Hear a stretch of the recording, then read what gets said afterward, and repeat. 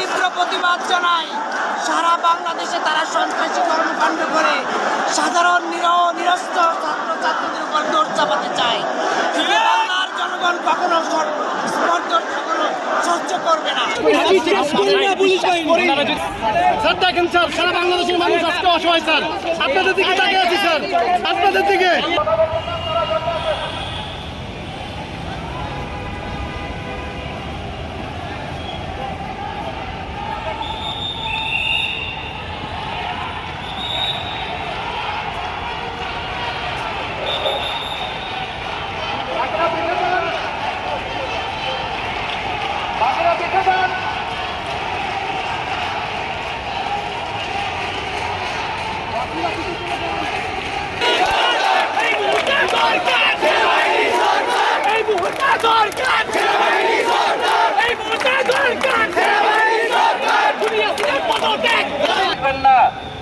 আপনারা সবাই শান্তিপূর্ণভাবে অবস্থান গ্রহণ করুন।